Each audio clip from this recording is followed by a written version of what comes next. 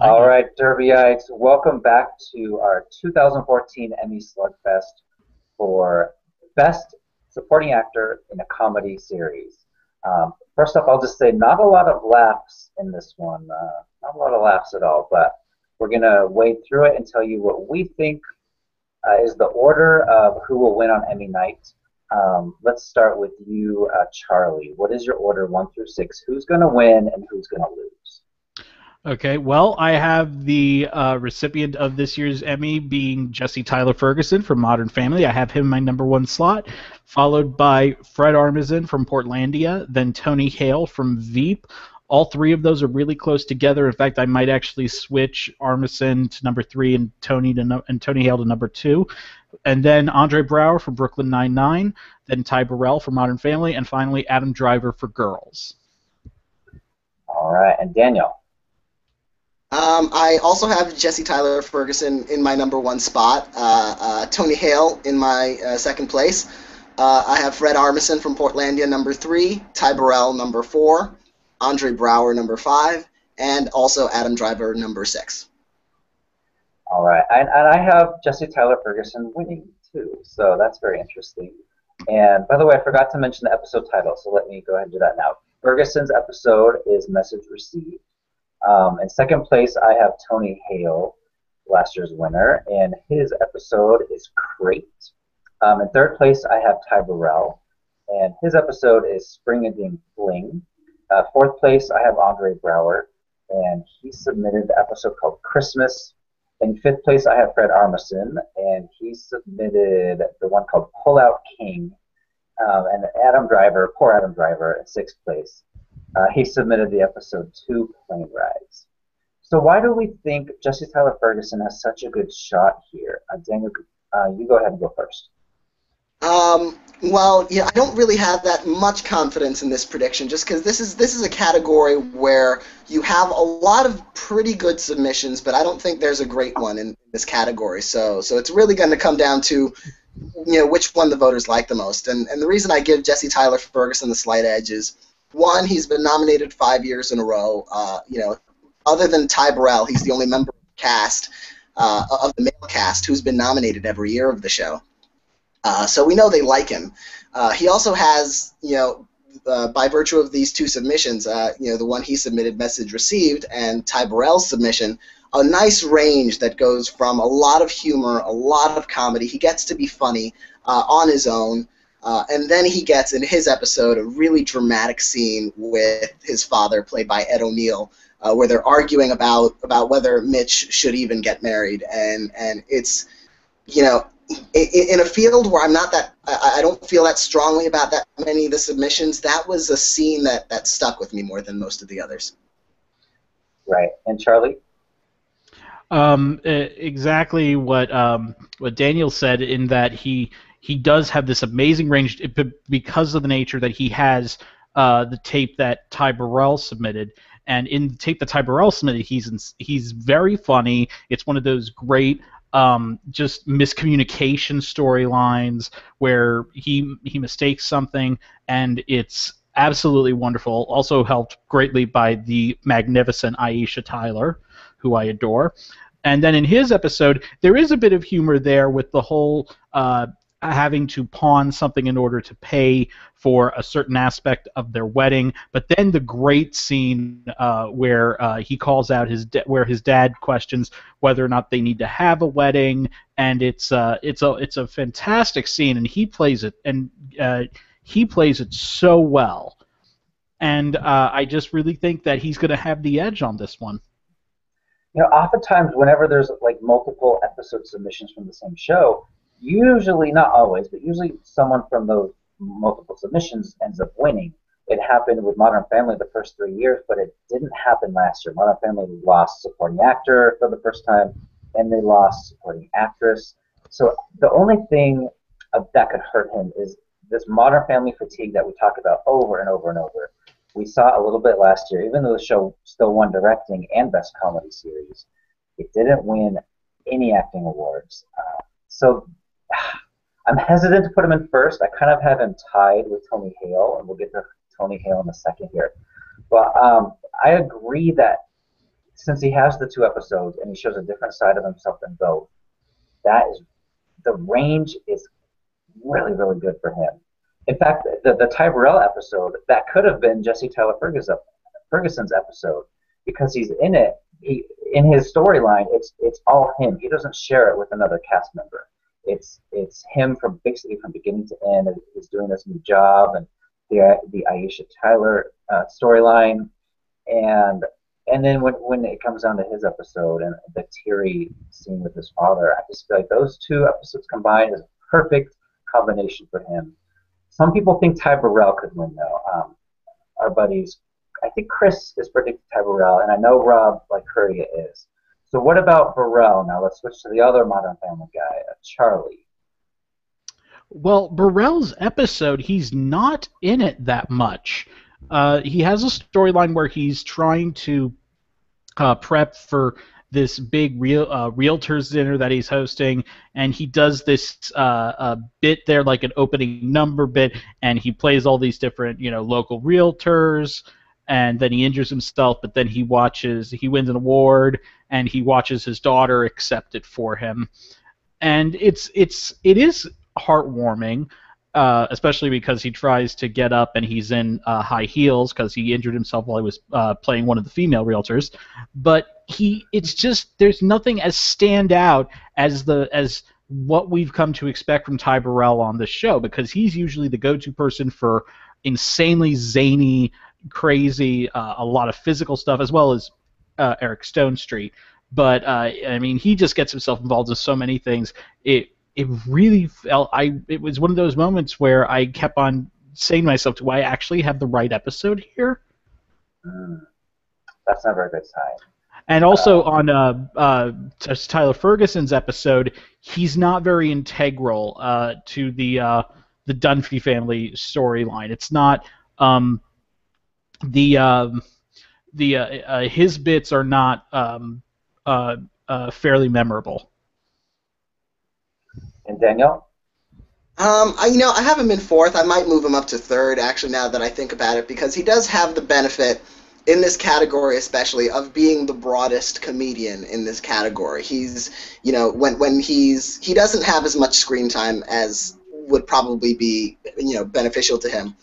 But he does have that scene, when he's on stage at the Realtors Awards, and he's doing the different characters, and he's in drag. And there's a sweet moment where his daughter is accepting the award for him, though I think that's really Sarah Hyland's showcase, that particular scene.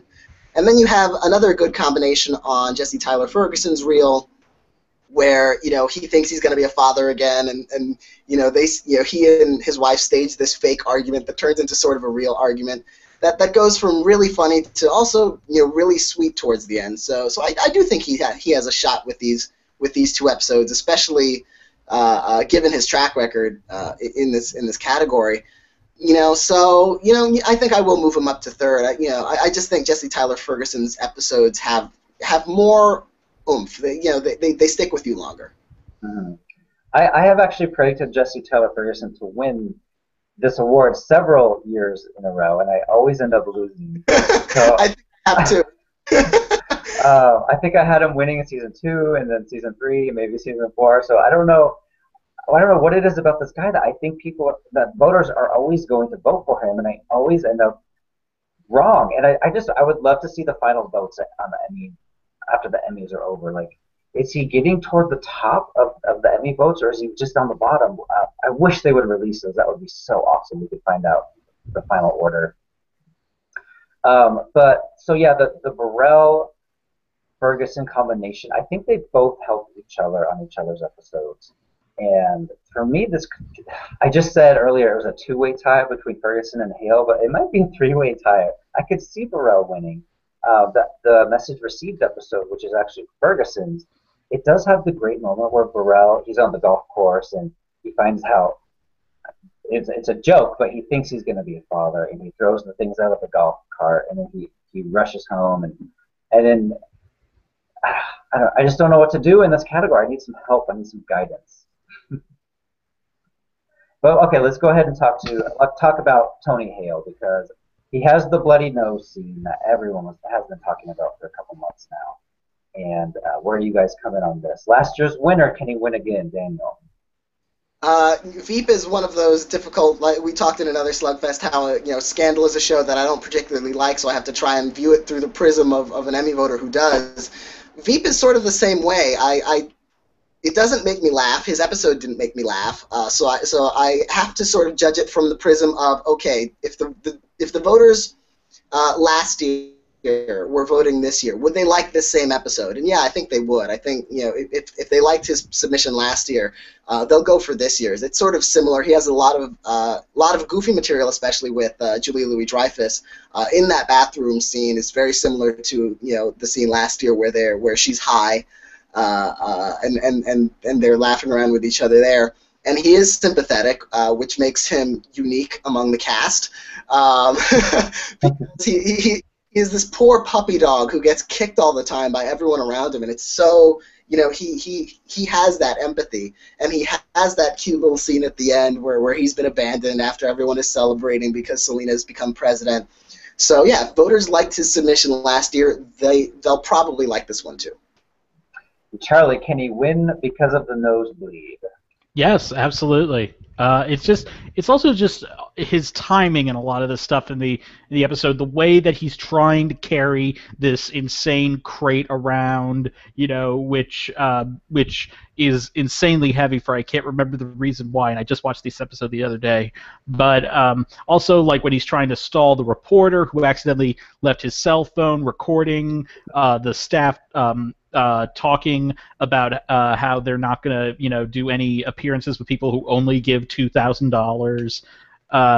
And there's also just this great. It's right at the beginning when she's. I think she says, Selena says something about someone having no life, and she points to Gary, and Gary just goes, "Huh?"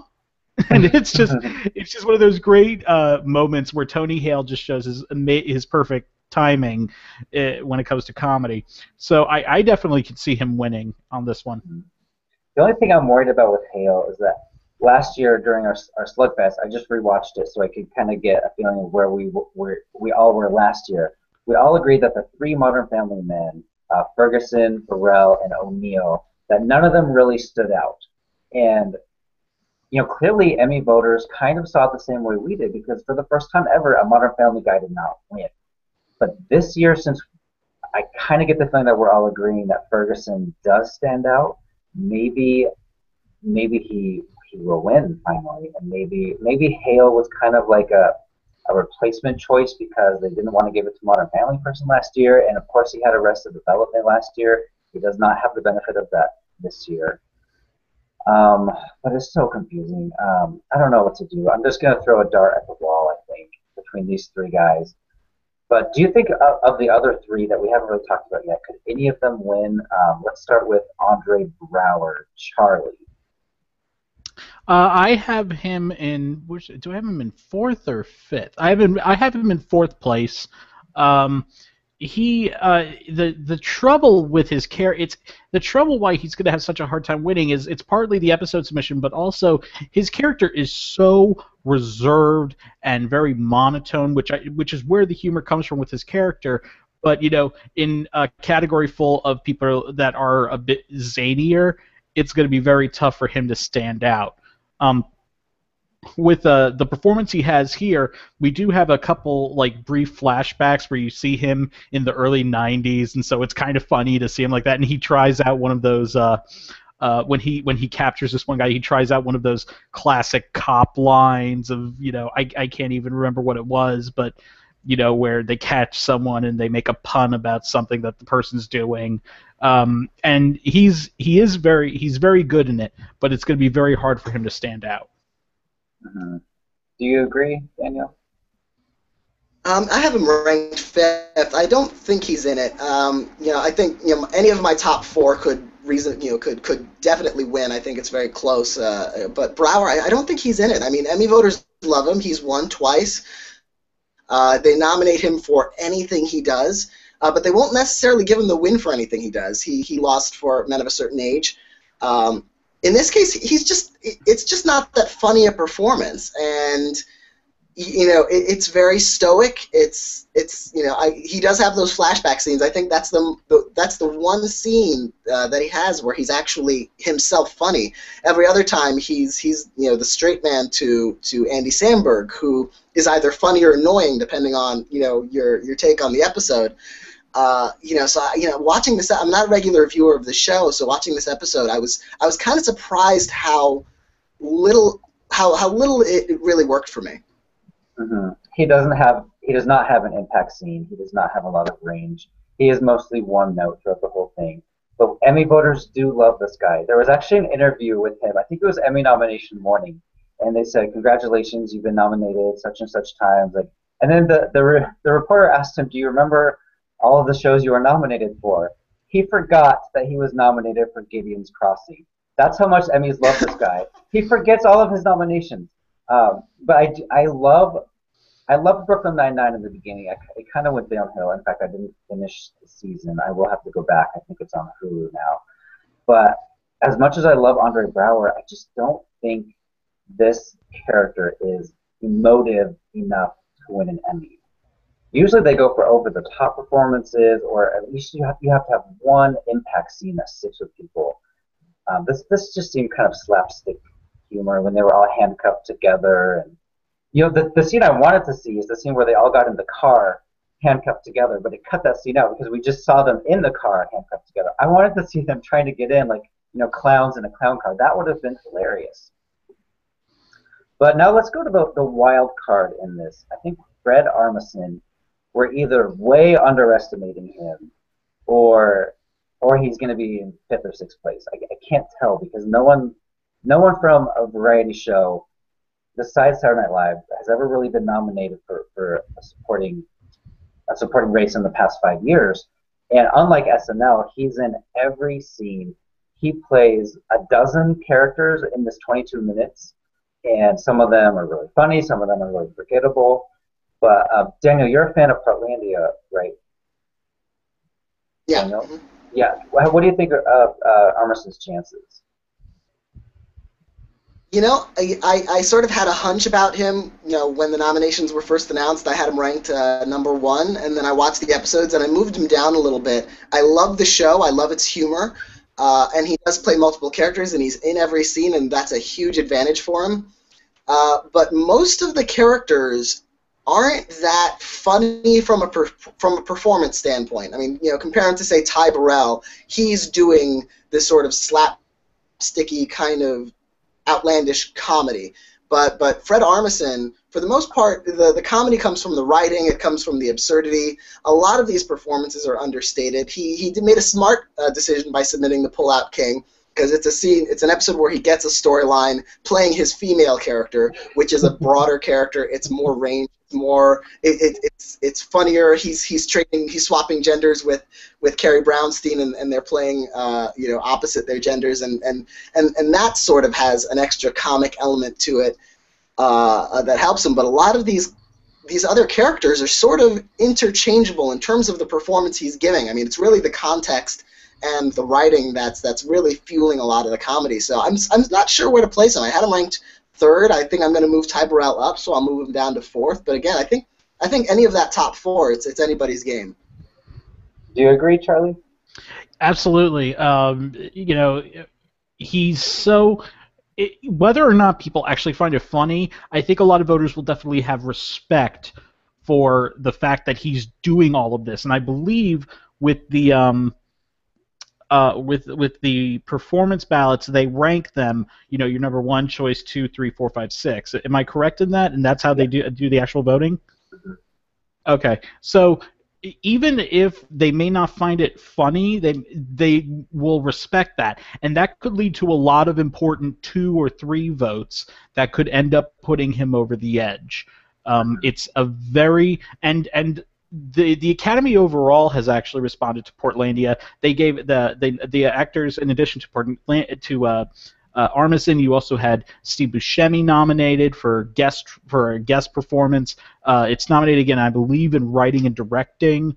It's still a very well-received show.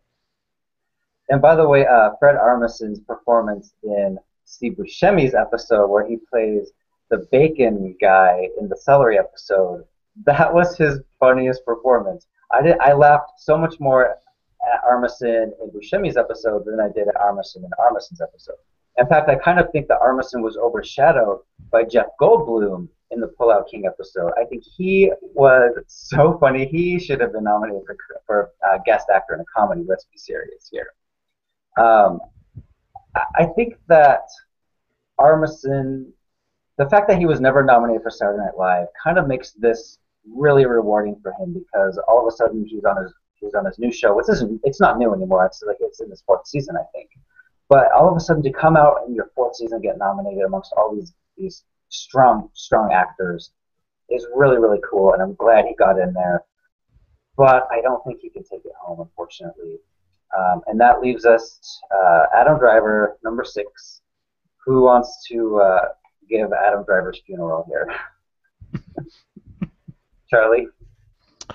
You know, one of the problems is that it takes quite a while for him to get on to appear in the episode. From what I remember, I think he doesn't come until after the halfway point. And it's only a 28-minute episode, but still, that's 14 minutes where you're seeing stuff where he's not involved, and the storyline doesn't have as much. It's more him reacting to Lena Dunham's situation where she gets accepted to grad school, and it's just a performance that just doesn't stick with you. Mm-hmm. I do think it's better than his submission last year, which is where he was just going to an AA meeting. And I don't know. What about you, Daniel? I actually like this. I liked his submission last year better than this one, which is ironic. I think he had a really great arc in season 3 of Girls. I think he was the best thing about this past season, which I wasn't a huge fan of. But he's another actor he's just always going to have a submission problem. He's never going to have that one great showcase episode, especially the nature of his character isn't laugh out loud funny. Or even sort of drolly funny. It's a really tough fit in this category. And by my count, he only had 3 scenes. He had one scene where Lena Dunham's telling him that she got into grad school. He hardly has any dialogue in that. That one's mostly reacting to her. And then you see him on stage, with his Cockney accent, giving this performance in this play he's in. But you only get to see a brief snippet of him in that. And then there's the very end, which is his big scene, and he's confronting Lena Dunham over being so difficult. And it's a good scene, but it's not at all funny. It's not even trying to be funny. It's sort of a dramatic scene for them. And so I just don't see that this performance is going to get any votes. I just this out of context just really doesn't work for him in this category. Even Lena Dunham fell asleep during this episode. I think that's important to remember. Adam Driver, I love Adam Driver. I just talked to last couple days ago. I talked to the casting director who cast Girls and Orange Is the New Black, and she was actually so proud of Adam Driver. And I agree, he does a really good job on the show. And you're right, in season 3 in particular, he had a great arc, more so than the first 2 seasons. It's just that the screen time is an issue, I feel like. But it's interesting to note when he's not on screen, people are talking about him. People are talking about his character because he's the driving force of the episode, even though he's hardly in it. But it's just not. He's not really likable in this, the way he attacks Lena Dunham's character. And if Girls couldn't get in for a lot of nominations that has been getting before, like casting, like writing, like directing, like comedy series, I feel like it's kind of dead in the water as far as voter appreciation for this show. It's great that he got nominated, and same with Lena Dunham, but I don't think either of them could win. Well, do you guys have any final thoughts on this category? Daniel? Well, I will say that I do not have confidence in my prediction. I'll probably change it before all is said and done. It's like you said, we've predicted Jesse Tyler Ferguson before because we really like his character, and we've liked his submissions before. But something that voters on these judging panels aren't responding to. So I might move over to Hale. But I don't know. I think anyone in my top 4 really has a legitimate shot at this: Ferguson, Hale, Armisen, or Burrell. So because of that, Merritt Weaver is going to win. And Charlie. I've never predicted Jesse Tyler Ferguson to win, and I think it's great that he now has probably his most solid shot in since the run of the show began. I mean, he's had good submissions, but he's never had the type of submission like he has this year, as well as the playing off of the other his fellow cast member who's also nominated. So I really think his storyline with Eric Stonestreet was the subject of this whole season. So he has that, and he also has the benefit or detriment, depending on how you view it, that Eric Stonestreet is not in this category. So he's the representative of that storyline. Right. I mean, voters are not living under a rock. They know that the wedding was the big storyline of the year from beginning to end, and if they wanted to reward, a part of that storyline, I don't see how they could go anywhere else other than Ferguson. And before we sign off, I want to look at the Gold Derby overall rankings that combine editors, experts, and users. Our opinions are clearly not what the masses are thinking, because they have Andre Braugher in first place. They all have Tony Hale in second, so we're kind of right there. Jesse Tyler Ferguson's in third, Ty Burrell is in fourth, and then Fred Armisen, and then Adam Driver. So when you combine everybody, we kind of are taking a risk here going with Ferguson, and I think I'm going to stick with him. Daniel, you said you might change, but Charlie, are you going to stick with Ferguson? Absolutely. At least right now, I don't have a compelling reason to put anybody else in the first position. All right. Well, everyone, just stick with us. We're going to do many more Slugfests over the next couple weeks, and we will see you next time.